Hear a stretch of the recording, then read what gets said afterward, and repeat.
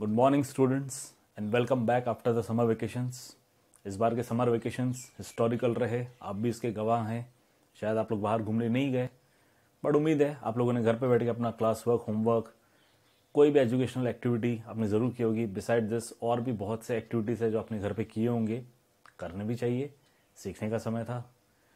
Well, summer vacations ख़त्म हो गए हैं, अब हम आगे प्रोसीड करेंगे। आगे प्रोसीड करने से पहले, इससे पहले आपके 2 चैप्टर्स हो चुके हैं। First was integers, second was fractions and decimals. Okay, now we proceed to the next chapter which is data handling. Okay, data handling it is actually the part of statistics, not the part of mathematics. ये statistics का part है, mathematics का part नहीं है। Okay, but statistics धीरे धीरे आप यहीं से पढ़ना शुरू करोगे। नो डाउट स्टैटिक्स से रिलेटेड आप लोग कॉन्सेप्ट जो है वो 6th स्टैंडर्ड में भी पढ़ के आए हैं।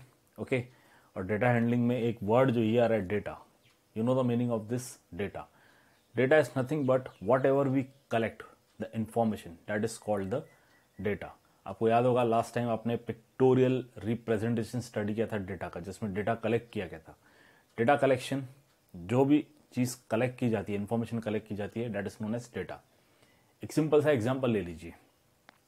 सपोज आपके नेबरहुड में 50 ये है हाउसेज है, घर हैं, 50 houses. Okay, in your locality और इन योर सोसाइटी। ओके, अब आपको डेटा कलेक्ट करना है। अब डेटा आप किस चीज़ का कलेक्ट कर सकते हो? Number of members in the family. Okay, अब जब आप ये डेटा कलेक्ट करने जाओगे तो किसी के यहाँ सिर्फ एक ही मेंबर होगा, किसी के यहाँ 2 हो सकते हैं, किसी के यहाँ 3, किसी के यहाँ 4, किसी के यहाँ 5, किसी के यहाँ 6, इस तरह से। Okay, clear. सपोज आप फर्स्ट हाउस में गए, वहाँ पे 6 मेंबर्स है। सेकंड हाउस में आप गए, वहाँ पे 3 मेंबर्स है। उसके बाद वाले हाउस में गए, उसमें भी 3 मेंबर्स है। उसके बाद वाले हाउस में गए, उसमें 1 मेंबर है। इस तरह से आपके पास 50 नंबर्स होंगे। और ये नंबर्स क्या है? हर नंबर रिप्रेजेंट कर रहा है number of members in a family. Beside this, number of vehicles, okay, या फिर नंबर ऑफ ट्रीज। हर एक के घर में कितने ट्रीज हैं? किसी घर में 1 होगा, किसी घर में 1 भी नहीं होगा, किसी घर में 2 हो सकते हैं, किसी घर में 3 हो सकते हैं। ओके, इस तरह से। या number of rooms in the house, जो उनका घर बना हुआ है उसमें कितने नंबर ऑफ रूम्स हैं, इस पे। क्लियर।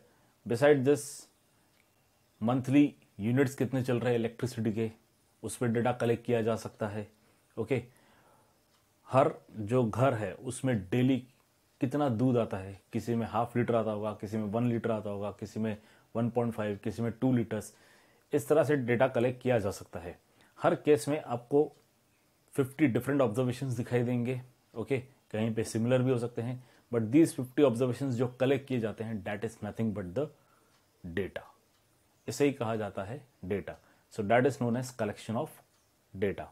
ओके, अब इस डेटा को कलेक्ट करके किया क्या जाएगा? What we can do by collecting this data. देखिए, स्टैटिस्टिक्स जो है वो बहुत ही वास्ट स्ट्रीम है, और अभी आप स्टैटिस्टिक्स का एक्चुअली एबीसीडी स्टडी कर रहे हो। Means you are studying the initial part, जो स्टार्टिंग है वो आप स्टैटिस्टिक्स का स्टडी कर रहे हो। ओके, तो इस डेटा को कलेक्ट करके तो बहुत कुछ किया जा सकता है आगे। ओके, बट फिलहाल आपके सिलेबस के पॉइंट ऑफ व्यू से डेटा को कलेक्ट करके क्या किया जाएगा? इस डेटा को कलेक्ट करके इसे ऑर्गेनाइज किया जाएगा। ओके, ऑर्गेनाइजेशन, एक सिंपल सा एग्जांपल। सपोज दिवाली आ रही है। ओके, अब दिवाली आ रही है तो दिवाली के लिए आप लोग उसकी तैयारी भी करोगे। आप मार्केट जाओगे, चीज़ें परचेस करके आओगे। अब उनमें क्या हो सकता है? डेकोरेटिव चीज़ें हो सकती है, माँ लक्ष्मी की मूर्ति हो सकती है।